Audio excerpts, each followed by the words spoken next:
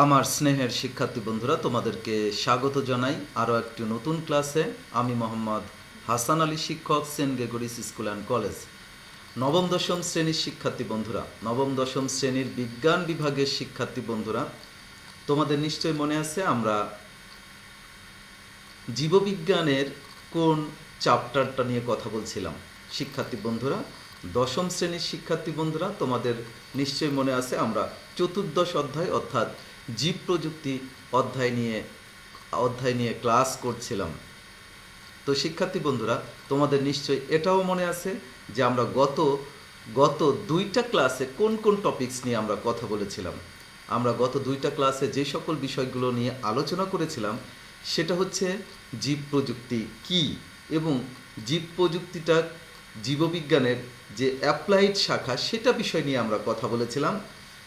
পাশাপাশি আমরা আলোচনা করেছিলাম, আমরা শিখেছিলাম জীব প্রযুক্তি বা বায়োটেকনোলজি শব্দটা কোথা থেকে এসেছে, কে সর্বপ্রথম বায়োটেকনোলজি শব্দটা ব্যবহার করেছে, বায়োটেকনোলজি শব্দটার উৎপত্তি কিভাবে, এবং বায়োটেকনোলজি শব্দটা, বায়োটেকনোলজির এই যে অ্যাপ্লাইড এই শাখাটা কখন থেকে বিস্তার লাভ করে সেই সকল বিষয়গুলো সম্পর্কে। এবং তোমাদের আরও মনে আছে আমরা বায়োটেকনোলজি অর্থাৎ জীব প্রযুক্তির একটি গুরুত্বপূর্ণ টপিকস, সেটা হচ্ছে টিস্যু কালচার পদ্ধতি। তোমাদের নিশ্চয় মনে আছে আমরা গত ক্লাসে টিস্যু কালচার পদ্ধতি সম্পর্কে শিখেছিলাম, অর্থাৎ টিস্যু কালচার কি সেটা শিখেছিলাম টিস্যু কালচার পদ্ধতির ধাপসমূহের মধ্যে ছিল, আমরা দেখেছিলাম যে মাতৃ উদ্ভিদ নির্বাচন, আবাদ মাধ্যম তৈরি, জীবাণুমুক্ত আবাদ মাধ্যম প্রতিষ্ঠা, মূল উৎপাদনকারী মাধ্যমে স্থানান্তর এবং প্রাকৃতিক পরিবেশে তথা মাঠ পর্যায়ে স্থানান্তর। অর্থাৎ আমরা টিস্যু কালচার পদ্ধতি সম্পর্কে কমপ্লিট একটা ধারণা পেয়েছিলাম। শিক্ষার্থী বন্ধুরা, তোমরা জানো এই টিস্যু কালচার পদ্ধতি বর্তমান সময়ে এত গুরুত্বপূর্ণ একটা টপিকস, যেই টপিক্সটার গুরুত্ব বিভিন্ন ক্ষেত্রে রয়েছে। ফসল উৎপাদনে, ফসলের মান উন্নয়নে, বীজ উৎপাদনে, বীজহীন যে সকল উদ্ভিদগুলোর বীজ উৎপাদন করা যায় না তাদের ক্ষেত্রে এরকম প্রচুর সংখ্যক গুরুত্ব রয়েছে। শিক্ষার্থী বন্ধুরা, আমরা আজকের ক্লাসে শিখব টিস্যু কালচারের গুরুত্ব। অর্থাৎ আমরা জেনেছি ইতিমধ্যেই কিভাবে টিস্যু কালচার করতে হয়। আজকের চ্যাপ্টারে আমরা শিখব টিস্যু কালচারের গুরুত্ব। তো আমরা চলো যাই তাহলে আমরা টিস্যু কালচারের কি কি ধরনের গুরুত্ব রয়েছে সেই সকল বিষয়গুলো সম্পর্কে শিখব। শিক্ষার্থী বন্ধুরা, অবশ্যই তোমরা আজকে ক্লাসে যে টিস্যু কালচারের গুরুত্বগুলো দিব সেই গুরুত্বগুলো খাতায় সুন্দরভাবে উঠিয়ে তারপরে পড়বে।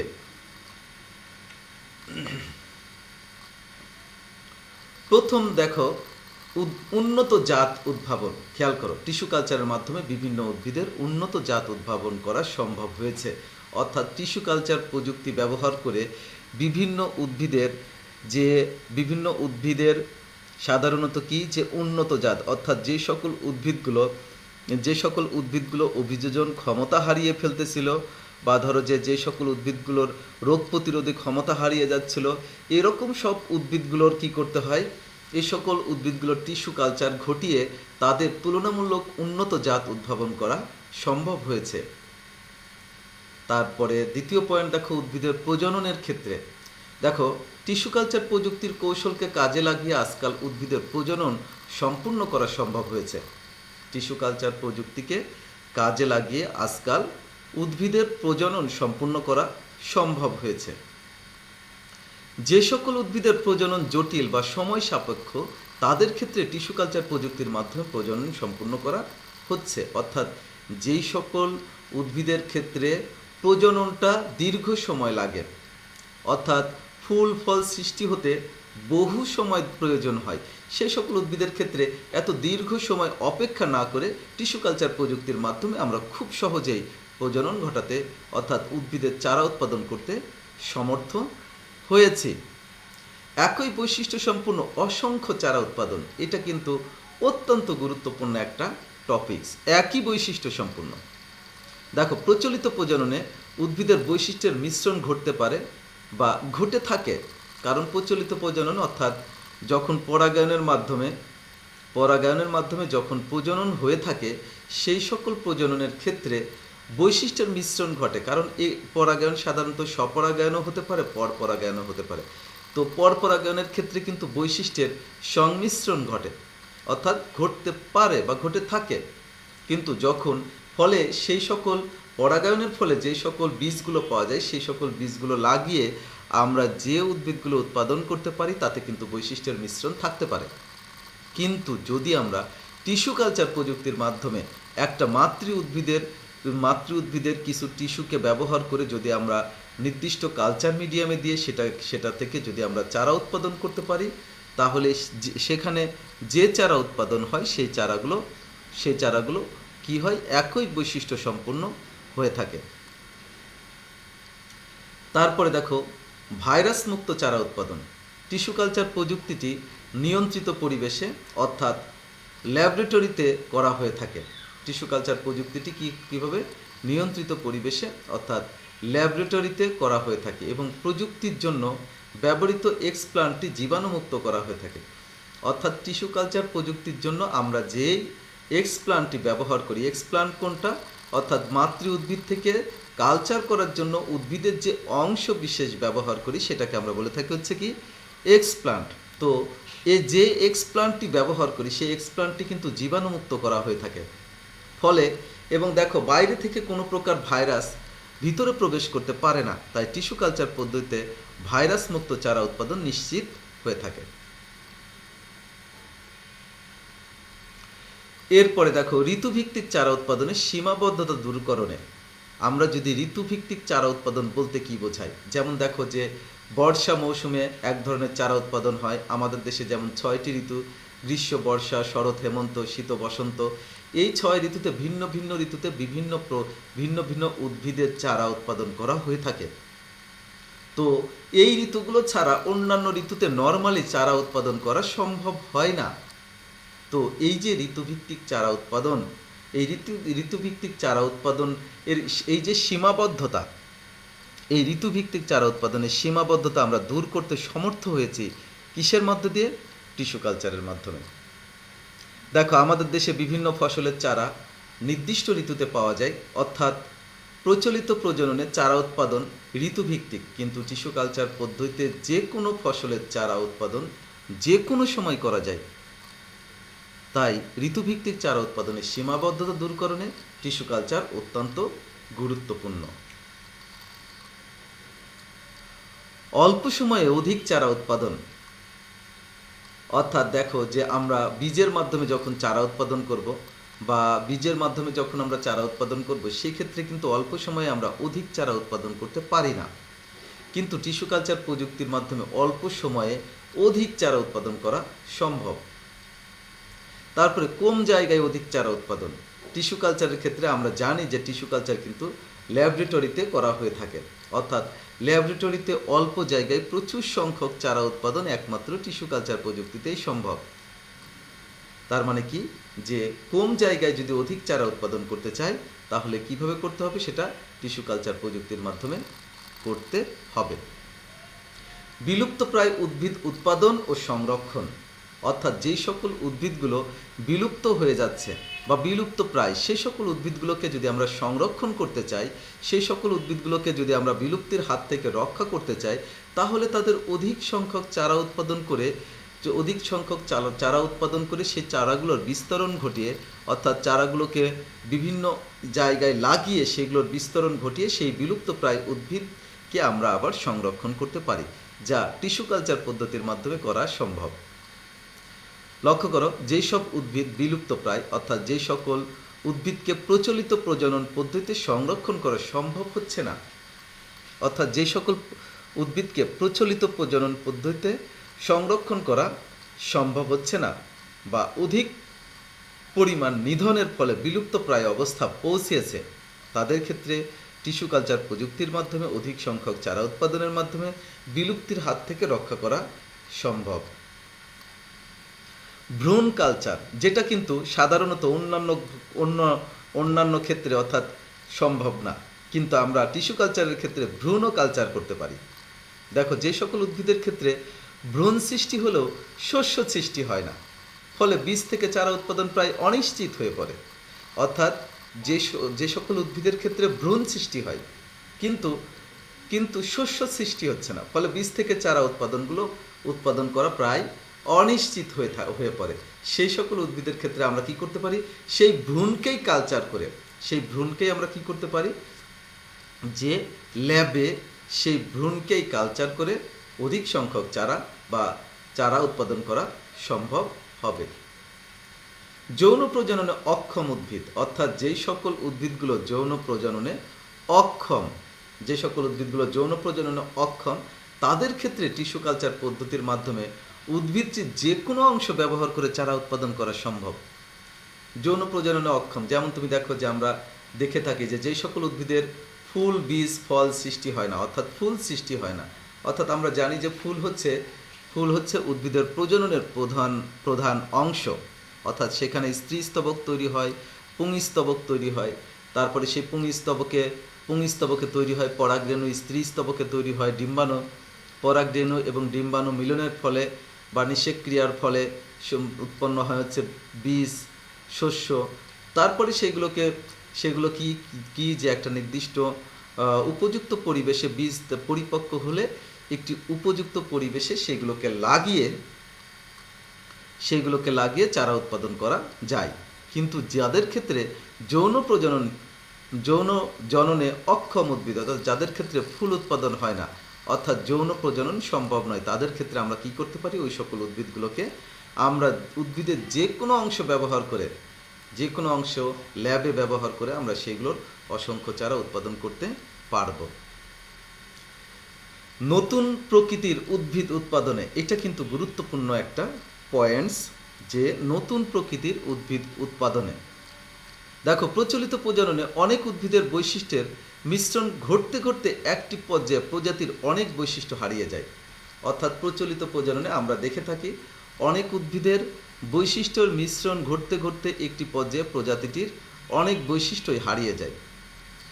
টিস্যু কালচার প্রযুক্তির মাধ্যমে এই সকল উদ্ভিদের পূর্ব বৈশিষ্ট্য সম্পূর্ণ উদ্ভিদটি ব্যবহার করে নতুন প্রকৃতির উদ্ভিদ উৎপাদনের মাধ্যমে উদ্ভিদটির পূর্ব অবস্থায় ফিরিয়ে আনা সম্ভব।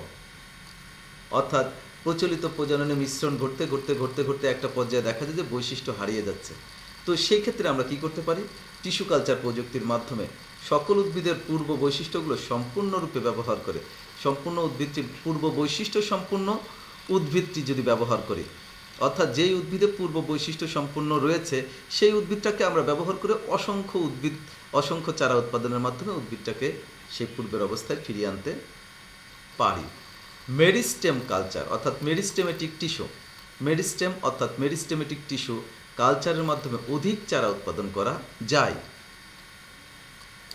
ফরাসি বিজ্ঞানী জর্জ মোরেল 1964 সালে প্রমাণ করে দেখান যে সিম্বিডিয়াম নামক অর্কিড প্রজাতির একটি মেরিস্টেম থেকে এক বছরে প্রায় 40,000 চারা পাওয়া সম্ভব। অথচ সাধারণ নিয়মে একটি সিম্বিডিয়াম উদ্ভিদ থেকে বছরে মাত্র অল্প কয়েকটি চারা উৎপাদন করা সম্ভব, যেটা দেখো টিস্যু কালচারের মাধ্যমেই সম্ভব হয়েছে, যা প্রমাণ করেছে জর্জ মোরেল, যে একটা উদ্ভিদ থেকে এক বছরে 40,000 চারা উৎপাদন, মানে একটি অর্কিড প্রজাতির একটি মেরিস্টেম থেকে এক বছরে 40,000 চারা পাওয়া যাওয়া সম্ভব। কিন্তু যদি সাধারণ নিয়মে যায় তাহলে অল্প কয়েকটি চারা উৎপাদন করা সম্ভব। টিস্যু কালচার পদ্ধতির আরেকটি গুরুত্ব হচ্ছে বাণিজ্যিকভাবে চারা উৎপাদন। খেয়াল করো, আমরা সাধারণত যদি বাণিজ্যিকভাবে চারা উৎপাদন করতে চাই তাহলে কিন্তু প্রচুর সংখ্যক, অর্থাৎ বাণিজ্যিকভাবে চারা উৎপাদনের জন্য কিন্তু প্রচুর সংখ্যক চারা উৎপাদন করা সম্ভব দরকার। কারণ এক্ষেত্রে ধরো যে যখন তুমি বাণিজ্যিকভাবে উৎপাদন করবে তখন তোমার অবশ্যই টেকনিক থাকতে হবে, যে প্রচুর সংখ্যায় চারা উৎপাদন করতে হবে যাতে তুমি বাণিজ্যিকভাবে লাভবান হতে পারো, আর সেটা সাধারণ নিয়মে সম্ভব নয়। সেই জন্য কী করতে হবে, টিস্যু কালচার প্রযুক্তি। দেখো, টিস্যু কালচার পদ্ধতির মাধ্যমে বর্তমান বাণিজ্যিকভাবে চারা উৎপাদন করা যায়। যেমন দেখো, থাইল্যান্ড টিস্যু কালচার পদ্ধতির মাধ্যমে এক বছরে 50 মিলিয়ন অণুচারা উৎপাদন করে। যার অধিকাংশই অর্কিড। থাইল্যান্ড টিস্যু কালচার পদ্ধতির মাধ্যমে 1 বছরে 50 মিলিয়ন অণুচারা উৎপাদন করে, যার অধিকাংশই অর্কিড।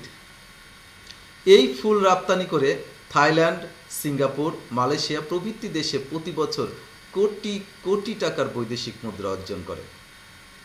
1952 সালে মার্টিন নামক বিজ্ঞানী মেরিস্টেম কালচারের মাধ্যমে রোগমুক্ত ডালিয়া এবং আলু গাছ উদ্ভাবন করেছিলেন। কত সালে? 1952 সালে মার্টিন নামক বিজ্ঞানী মেরিস্টেম কালচারের মাধ্যমে রোগমুক্ত ডালিয়া এবং আলু গাছ উদ্ভাবন করেছিলেন। রোগ প্রতিরোধে মেরিস্টেম কালচার অর্থাৎ কি? যে মেরিস্টেম কালচারের মাধ্যমে আমরা রোগ প্রতিরোধী উদ্ভিদ উৎপাদন করতে পারি। বর্তমানে মেরিস্টেম কালচারের মাধ্যমে কোনো ভাইরাস রোগাক্রান্ত ফুল ও গাছকে, যেমন আলুর টিউবার, রোগমুক্ত করা টিস্যু কালচারের মাধ্যমে নিয়মিত কর্মসূচিতে পরিণত হয়েছে। একটি নিয়মিত কর্মসূচিতে পরিণত হয়েছে। অর্থাৎ আমরা এখন কি করতে পারি? যে রোগাক্রান্ত ফুল বা ফল গাছ, সেই সকল ফুল বা ফল গাছ থেকে আমরা যদি যেমন ধরো যে আমরা আলুর কথা বলা হয়েছে, যে আলুর টিউবারকে ব্যবহার করে নিয়ন্ত্রিত পরিবেশে সেই ভাইরাস মুক্ত বা রোগ প্রতিরোধী ওই মেরিস্টেম কালচার করে বর্তমান সময়ে রোগমুক্ত চারা উৎপাদন করতে সমর্থ হয়েছে। সুগন্ধি আতরের বাণিজ্যিক উৎপাদন। বর্তমানে টিস্যু কালচার প্রযুক্তির মাধ্যমে বিভিন্ন দেশে জুই বা জেসমিনিয়াম সাসপেনশন থেকে সুগন্ধি আতর বাণিজ্যিকভাবে উৎপাদন করা হচ্ছে। অর্থাৎ টিস্যু কালচার প্রযুক্তির মাধ্যমে আমরা প্রচুর সংখ্যক চারা উৎপাদন করতেছি। কিসের? জুইয়ের চারা উৎপাদন করতেছি বা জেসমিনিয়াম এর চারা উৎপাদন করে সেগুলোর সাসপেনশন তৈরি করতেছি। সেই সাসপেনশনগুলো থেকে বাণিজ্যিকভাবে আবার কি উৎপাদন করতেছি? সুগন্ধি আতর উৎপাদন করতে পারছি। রকেটের জ্বালানি তৈরিতে উড়োজাহাজ, রকেট প্রভৃতির ভারী ইঞ্জিন চালানোর জন্য এক রকমের তিমি মাছের বা স্পাম ওয়েল তেলের প্রয়োজন হয়। এই তিমি মাছ ক্রমশ নিশ্চিহ্ন হয়ে যাচ্ছে। একমাত্র জোজোবা নামক গাছ থেকে নিষ্কাশিত তেল বিকল্প হিসেবে ব্যবহার করা যায়। তাহলে খেয়াল করো, উড়োজাহাজ রকেট চালানোর জন্য যেই ভারী উড়োজাহাজ রকেট এইগুলোর যে ভারী ইঞ্জিন সেগুলো চালানোর জন্য ব্যবহার করা হয় তিমি মাছের তেল। কিন্তু এই তিমি মাছের তেলগুলো ব্যবহার করতে করতে তিমি মাছগুলো আস্তে আস্তে কী হচ্ছে? ক্রমশ বিলুপ্ত হয়ে যাচ্ছে। কিন্তু একমাত্র জোজোবা নামক গাছ রয়েছে, সেখান থেকে নিষ্কাশিত তেল বিকল্প হিসেবে ব্যবহার করা যায়। সেই জন্য বর্তমান সময়ে কি করা হচ্ছে? টিস্যু কালচার পদ্ধতিতে এই গাছের অধিক সংখ্যক চারা উৎপাদনের মাধ্যমে রকেটের জ্বালানি তেল উৎপাদন করা সম্ভব হচ্ছে।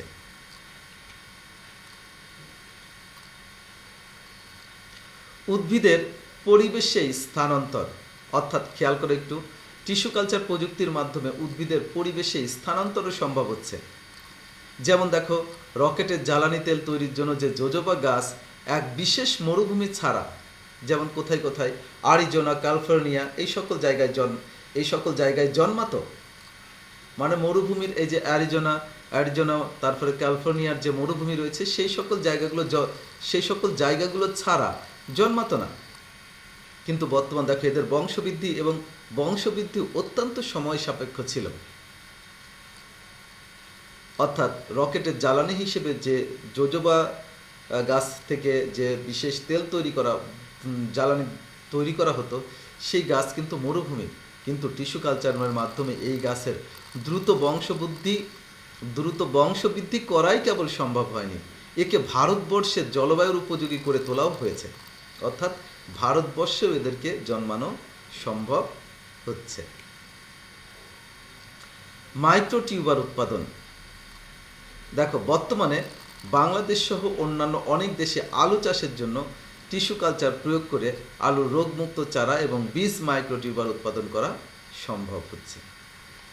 শিক্ষার্থী বন্ধুরা, তাহলে দেখো আমরা আজকে যেই বিষয়গুলো জেনেছি একটু এক পলকে একটু দেখে নিই যে টিস্যু কালচারের গুরুত্বর মধ্যে অনেকগুলো গুরুত্ব আমরা শিখেছি। দেখি কোন কোন গুরুত্বগুলো আমরা শিখেছি। আমরা জেনেছি যে টিস্যু কালচার প্রযুক্তির মাধ্যমে উন্নত জাত উদ্ভাবন করা যায়। তারপরে উদ্ভিদের প্রজননের ক্ষেত্রে টিস্যু কালচার ব্যবহার করা হয়। একই বৈশিষ্ট্য সম্পূর্ণ অসংখ্য চারা উৎপাদন করা যায়, ভাইরাস মুক্ত চারা উৎপাদন করা যায়, ঋতুভিত্তিক চারা উৎপাদনের সীমাবদ্ধতা দূর করা যায়, অল্প সময়ে অধিক সংখ্যক চারা উৎপাদন করা যায়, কম জায়গায় অধিক চারা উৎপাদন করা যায়, বিলুপ্তপ্রায় উদ্ভিদ উৎপাদন ও সংরক্ষণ করা যায়, ভ্রূণ কালচার করা যায়, যৌন জননে অক্ষম উদ্ভিদের চারা উৎপাদন করা সম্ভব, নতুন প্রকৃতির উদ্ভিদ উৎপাদন করা সম্ভব, মেরিস্টেম কালচার করা সম্ভব, তারপরে বাণিজ্যিকভাবে চারা উৎপাদন সম্ভব, রোগ প্রতিরোধে মেরিস্টেম কালচার করা হয়, সুগন্ধি আতরের বাণিজ্যিক উৎপাদনের জন্য টিস্যু কালচার প্রযুক্তি ব্যবহার করা হয়ে থাকে, রকেটের জ্বালানি তৈরিতে টিস্যু কালচার প্রযুক্তি ব্যবহার হচ্ছে, উদ্ভিদের পরিবেশে স্থানান্তরের জন্য ব্যবহার হচ্ছে, মাইক্রোটিউবার উৎপাদনে ব্যবহৃত হচ্ছে। শিক্ষার্থী বন্ধুরা, তাহলে দেখো যে টিস্যু কালচার প্রযুক্তির গুরুত্ব কিন্তু ব্যাপক এবং বিস্তর। তো আমার স্নেহের শিক্ষার্থী বন্ধুরা, তোমরা কিন্তু অবশ্যই এই টিস্যু কালচারের গুরুত্ব তোমরা তোমাদের খাতায় লিখে সুন্দরভাবে পড়বে। অবশ্যই তোমরা এইভাবে সুন্দরভাবে পরীক্ষার খাতায় লিখবে এবং এই সম্পর্কে যদি কোনো প্রশ্ন থাকে তাহলে প্রশ্নগুলো কমেন্ট বক্সে লিখবে, আমি অবশ্যই সেগুলোর উত্তর করব। আজ তাহলে এ পর্যন্তই। সবাই ভালো থাকবে, সুস্থ থাকবে। খোদা হাফেজ।